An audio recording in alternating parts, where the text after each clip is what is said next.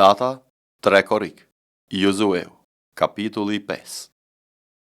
Kur të gjithë mbretërit amoreve që ndodheshin matan Jordanit në drejtim të perëndimit dhe tërë mbretërit e kananejve që ishin pranë detit, mësuan që Zoti kishte tharë ujërat e Jordanit para bijve të Izraelit, derisa të kalonin, zemra e tyre u ligështua dhe nuk u mbeti fare kurajo ndaj bijve të Izraelit. Në atë kohë Zoti tha Jozueut: "Bëj thika prej guri dhe fillo përsëri të rrethpresësh bijtë e Izraelit." Kështu Jozueu bëri thika prej guri dhe rrethpreu bijtë e Izraelit mbi kodrinën e Haralothit. Kjo është arsyeja për të cilën Jozueu i rrethpreu. I tërë populli që kishte dalë nga Egjipti, meshkujt, tërë burrat luftëtar, kishin vdekur në shkret e tir gjatë rrugës pasi kishin dalë nga Egjipti. Ndërsa tërë populli që kishte dalë nga Egjipti ishte rrethprer, tërë populli që kishte lindur në shkret e tir gjatë rrugës mbas daljes nga Egjipti nuk ishte rrethprer. Në fakt bijtë e Izraelit kishin ecur 40 vjet nëpër shkret e tir, derisa tërë populli, domethënë luftëtarë që kishin dalë nga Egjipti, u shkatërruan sepse nuk i ishin bindur zërit të Zotit. Atyre Zoti u ishte betuar që nuk do t'u tregonte vendin që do t'u jepte etërve të tyre, një vend ku rrjedh shumësh dhe mjalt. Kështu Jozueu i rrethpreu bijtë e tyre, që Perëndia i kishte vënë në vend të tyre, sepse ishin të parrethprer, sepse nuk ishin rrethprer gjatë rrugës. Kur mbaroi rrethprerja e tërë meshkujve, ata që ndruan atje ku ishin në kamp derisa u shëruan. Atëherë Zoti tha Jozueut: "Sot ju hoqa turpërimin e Egjiptit." Dhe ai vend u quajt Gilgal deri në ditët e sotme. Bijtë e Izraelit e ngritën kampin e tyre në Gilgal dhe e kremtuan pashkën ditën e 14 të muajit në të ngrysur në fushat e Jerikos.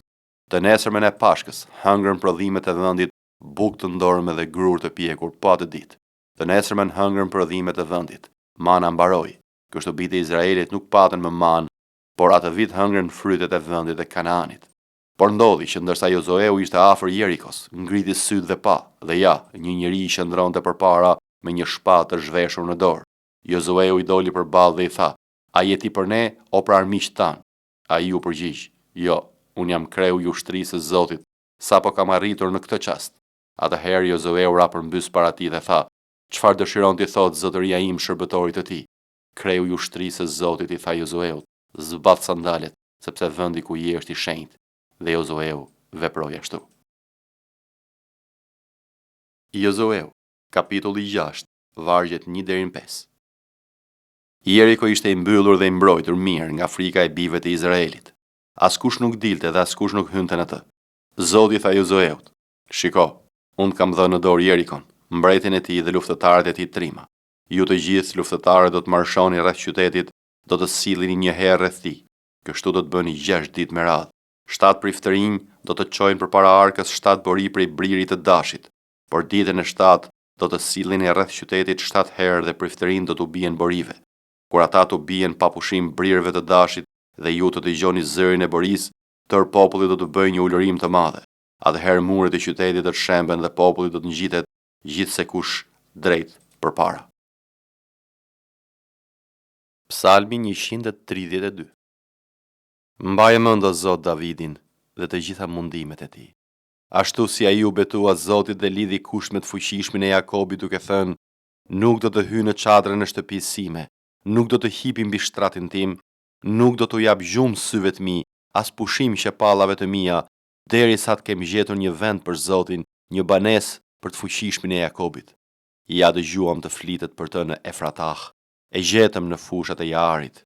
Le të shkojmë në banesën e tij, le ta adhurojmë përpara fronit të këmbëve të tij. Qohu o Zot dhe eja në vendin ku pushon ti dhe arka e forcës sate. Priftërinë të tulet të vishin me drejtësi dhe le të këndojnë nga gëzimi shenjtorët e tu. Për hir të Davidit shërbëtorit tënd, mos e dëbo fytyrën e të vajosurit tënd. Zoti u betua Davidit në të vërtetë dhe nuk do të ndryshojë. Unë do të vë mbi fronin tënd një fryt të përbrendshve të tua. Në rast se bijtë tu do të respektojnë beslidhjen time dhe porositë e mia, që unë do t'ju mësoj atyre, edhe bijtë e tyre do të ulen për jetë mbi fronin tënd. Duke qenë se Zoti e ka zgjedhur Sionin, ai e ka dashur atë për banesën e tij. Ky është vendi im i pushimit për jetë. Këtu do të banoj sepse e kam dashur. Do të bekoj fort zahiret e tij, do t'i ngop me bukë të varfrit e tij, do t'i vesh priftërinë e tij me shpëtim, do të ngazëllojnë shenjtorët e tij me brit magëzimi. Këtu do të arris fuqinë e Davidit dhe do t'i jap një llamb të vajosurit tim, do t'i mbuloj me turp armiqtë e tij, por mbi të do të lulëzoj kurora e tij. Psalmi 133. Ja sa e mirë dhe e kënaqshme është që vëllezërit të banojnë bashkë në unitet. Është si vaj i çmuar i shpërndar mbi krye, që zbret mbi mjekrën e Aronit, që zbret deri në cep të rrobave të tij. Është si vesa e Hermonit, që zbret mbi malet e Sionit, sepse atje Zoti ka vënë bekimin, jetën në përjetësi. Psalmi 134. I ja bekoni Zotin ju të gjithë shërbëtorët e Zotit, që e kaloni natën në shtëpinë e Zotit. Ngrini duart në drejtim të shenjtores dhe bekoni Zotin. Të bekovët Zotin nga Sioni, ai që ka krijuar qiejt dhe tokën. Isaia, kapitulli 65. Më kanë kërkuar ata që nuk pyesnin për mua, më gjetën ata që nuk më kërkonin. Dhe thash, ja ku jam një kombi që nuk thërriste emrin tim. I shtriva tër ditën duart e mia në drejtim të një populli rebel që ecën nëpër një rrugë jo të mirë, duke ndjekur mendimet e tij. Një popull që vazhdimisht provokon zemërimin tim me paftyërsi, që ofron flime në kopshte dhe djeg të mjan mbi altar për i tullash, që rri midis varreve dhe kalon netët në vende sekrete, që ha mishderi dhe ka në enet e tij sub gjërës të neveritshme, që thot rri për llogaritë tënde, mos u afro sepse jam më i shenjtë se ti. Këto gjëra janë për mua një tym në hund, një zjarr që digjet tër ditën. Ja e tër kjo është shkruar para meje, unë nuk do të hesht, por do të shpaguaj në gjitë të tyre. Paullësit tuaj dhe paullësit e etërve tuaj të gjitha së bashku, thot Zoti. Ata kanë djegur të mjan mbi male dhe më kanë fyer mbi kodra, prandaj shpërblimin e sjelljes së tyre të kaluar do ta llogaris në gjitë të tyre. Kështu thot Zoti, ashtu si thuhet kur gjendet lëng në vilin e rrushit, mos e prishni sepse në të ka një bekim, kështu do të bëj unë për hir të shërbëtorëve të mi dhe nuk do të shkatërroj çdo gjë. Unë do të nxjerr nga Jakobi pasardhës dhe nga Juda një trashëgimtar të maleve të mia. Të zgjedhurit e mi do të zotërojnë vendin dhe shërbëtorët e mi do të banojnë aty. Sharoni do të bëhet një vath kopesh dhe lugina e Akorit një vend për çelodhin e bagtisë së trash për popullin tim që do të më kërkojë. Por ju që braktisni Zotin, që harroni malin tim të shenjtë, që përgatiti një sofër për gadin dhe mbushni kupën e verës së dërguar për menin, ju caktoj shpatës. Do të rrëzoheni të gjithë nga masakra, sepse kur ju thirra nuk dhat përgjigje, kur ju fola nuk dëgjuat, por keni bërë ato që është e keqe në sytë e mi dhe keni zgjedhur ato që nuk më pëlqen. Prandaj, kështu thot Zoti, ja shërbëtorët e mi do të hanë, por ju do të keni uri. Ja shërbëtorët e mi do të pinë, por ju do të keni etje. Ja shërbëtorët e mi do të gëzohen, por ju do të jeni të shushatur. Ja shërbëtorët e mi do të këndojnë për gëzimin e zemrës së tyre, por ju do të bërtisni për ankthin e zemrës dhe do të ulërini për vuajtjen e frymës. Ju do ta lini emrin tuaj si mallkim të zgjedhurve të mi. Zoti do të bëjë që ti të vdesësh, por do t'u jap shërbëtorëve të tij një emër tjetër. Kështu që ai që do të kërkojë për vete një bekim në vend, do ta bëjë për Perëndinë e zvërtetës, dhe ai që do të betohet në vend do të betohet për Perëndinë e zvërtetës, sepse fatkeqësitë e kaluara do të harrohen dhe do të fshihen syve të mi. Sepse ja, unë krijoj qiej të rinj dhe një tokë të re, dhe gjërat e mëparshme nuk do të kujtohen më dhe nuk do të vinë më në mendje. Por ju gëzohuni dhe ngazëllohuni për jetë për atë që krijoj, sepse ja unë krijoj Jeruzalemin për kënaqësinë dhe popullin e tij për gëzimin. Do të kënaqem me Jeruzalemin dhe do të gëzohem me popullin tim. Në të nuk do të dëgjohet më asnjë zë vaj ose zë klithme. Nuk do të ketë më në të asnjë fëmijë që të jetojë vetëm pak ditë, as plagë që nuk të plotson ditët e tij, sepse i riu do të vdes 100 vjeç dhe mëkatari që nuk arrin të 100 vjetet do të quhet i mallkuar. Do të ndërtojnë shtëpi dhe do të banojnë ato. Do të mbjellin vreshta dhe do të hanë frytin. Nuk do të ndërtojnë më që të banojnë një tjetër. Nuk do të mbjellin më që të hajnë një tjetër, sepse ditët e popullit tim do të jenë si ditët e drurve. Dhe të zgjedhurit e mi do të gëzojnë për një kohë të gjatë veprën e duarve të tyre. Nuk do të lodhen më kot dhe nuk do të lindin fëmijë për të përballuar një shkatërrim të papritur, sepse do të jenë pasardhësit e të bekuarve të Zotit dhe trashëgimtarët e tyre bashkë me ta. Dhe do të ndodhë që para se të më kërkojnë, unë do të përgjigjem. Do të jenë ende duke folur dhe unë do t'u aplotësoj. Ujku dhe qëngjet do të kullosin bashkë, luani do të haj kashtën por si kau dhe gjarpëri do të ushqet me pluhur. Nuk do të bëjnë më asnjë dëm apo shkatërim mbi tër malin tim të shenjtë, thot Zoti. Mateo, kapitulli 13. Por në ato ditë, Jezusi, si doli nga shtëpia, u ul në breg të detit. dhe turma të mëdha u mblodhen tek ai. Kështu që ai hipi mbi një bark dhe ul, dhe gjithë populli qëndroi në breg. Dhe u foli shumë gjëra në shëmbëltyr, duke thënë: Ja, mbjellësi doli të mbjell. Ndërsa ai po mbillte, një pjesë e farës ra përgjatë rrugës, dhe zogjt erdhën dhe e hëngrën. Por një pjesë tjetër ra në gurishte, ku nuk kishte shumë dhe mbiu menjëherë, sepse dheu nuk ishte i thellë. Por kur doli dielli, u fishk dhe u tha, sepse s'kishte rrënjë. Dhe një pjesë tjetër ra midis ferrave, dhe ferrat u rritën dhe ja zuan frymën. Por një tjetër ra në dhe të mirë, dhe dha fryt, njëra 100 fish, tjetra 60 fish, dhe tjetra 30 fish. Kush ka vesh për të dëgjuar, le të dëgjoj. Atëherë dishepujt ju afruan dhe i thanë: Pse po u flet atyre me shëmbëltyr? Dhe ai duke u përgjigjur u tha atyre: Sepse juve ju është dhënë të njihni të fshetat e mbretërisë së qiejve, ndërsa atyre nuk u është dhënë. Sepse atij që ka, do t'i jepet dhe do të ketë me tepri, ndërsa atij që nuk ka, do t'i merret edhe ajo që ka. Prandaj u flas atyre me shëmbëltyr, sepse duke parë nuk shohin, dhe duke dëgjuar nuk dëgjojnë, as nuk kuptojnë. Dhe ndërta përmbushet profecia e Isaias që thotë: Duke dëgjuar do të dëgjoni, por nuk do të merrni vesh, edhe duke parë do të shihni, por nuk do të vini re.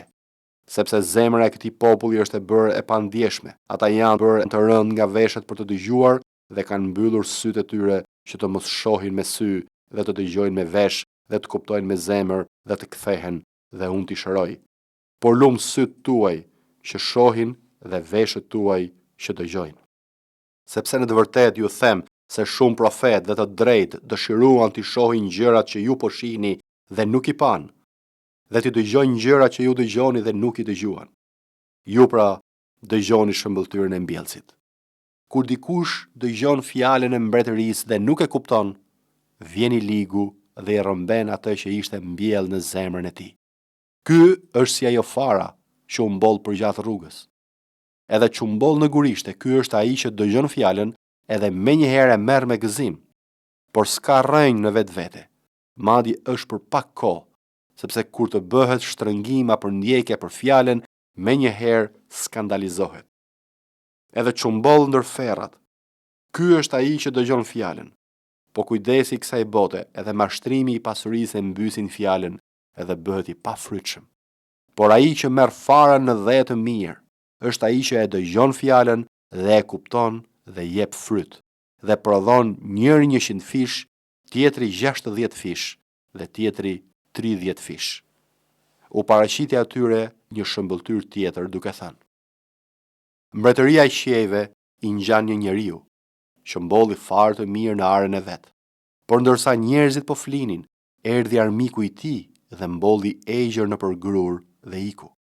Por kur gruri u rrit dhe jepte fryt, atëherë u shfaq edhe egjëra, dhe shërbëtorët e zotërisë së shtëpisë ju afruan atij dhe i thanë: Zot, a nuk mbolle farë të mirë në arën tënde? Vallë, nga doli egjëra? Por ai u tha atyre: Ndonjë njeri armik e ka bërë këtë. Atëherë shërbëtorët i thanë: A do ti të shkojmë dhe ta mbledhim? Po ai tha: Jo, se mos duke mbledhur egjërën, njëkohësisht shkulni edhe grurin. I lini të rriten bashkë deri në të korrat, dhe në kohën e korrjes do të them korrësve: mblidhni më parë egjërën dhe lidheni në duaj për ta djegur, për grurin mblidheni në hambarin tim. Ushtroi atyre një shëmbëltyr tjetër duke thënë: Mbretëria e qiejve i ngjan një kokë rresinapi, të cilën e merr një njeri dhe e mbjell në arën e vet.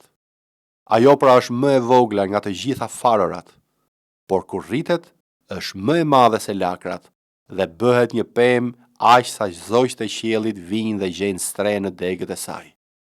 U tha atyre një shëmbëltyr tjetër: Mbretëria e qiejve i ngjan majas që e mori një grua dhe e fshehu me 3 masa mielli derisa u mbrojt plotësisht. Jezusi u tha turmave të gjitha këto gjëra në shëmbëltyra, dhe pa shëmbëltyr nuk u foli atyre, që të përmbushej ç'është thënë nëpërmjet profetit që thotë: do të hap gojën time në shëmbëltyra dhe do të kumtoj gjërat e fshehura që nga themelimi i botës. Atëherë Jezusi mbasi i lejoi turmat, vajti në shtëpi dhe dishepujt e tij ju afruan dhe i thanë: "Na e shpjego shëmbëltyrën e egjërës në ar." Dhe ai duke u përgjigjur u tha atyre: "Ai që mbjell farën e mirë është Biri i njeriut, dhe ara është bota. Dhe fara e mirë janë bitë e mbretërisë dhe egjëra janë bitet e ligut. Dhe armiku që e ka mbjell është djalli, dhe korrja është fundi i botës, dhe korrësit janë ëngjëjt. Pra ashtu si mblidhet egjëra dhe digjet në zjarr, kështu do të jetë në mbarimin e kësaj bote. Biri i njeriu do të dërgojë ëngjëjt e vet dhe do të mbledhin nga mbretëria e tij gjithë skandalet dhe ata që bëjnë paullsi, dhe do t'i hedhin ata në furrën e zjarrit. Atje do të jetë qarje dhe kërcëllim dhëmbësh. Atëherë të drejtët do të ndriçojnë si dielli në mbretërinë e Atit të tyre. Kush ka vesh për të dëgjuar, le të dëgjojë." Përsëri, mbretëria e qiejve i ngjan një thesari të fshehur në një ar që një njeri që e ka gjetur e fsheh dhe nga gëzimi i tij shkon dhe shet gjithçka që ka dhe e blen ato ar. Përsëri mbretëria e qiejve i ngjan një tregtari që kërkon margaritar të bukur. Kur gjen një margaritar me vlerë të madhe, shkon dhe shet gjithçka që ka dhe e blen. Përsëri mbretëria e qiejve i ngjan një rrjetë të hedhur në det që mbledh çdo lloj gjëje. Ajo, kur është mbushur, peshkatarët e nxjerrin në breg dhe ulen dhe mbledhin në kosha ç'është e mirë, por i hedhin ata që janë të kalbur. Kështu do të jetë në mbarimin e botës.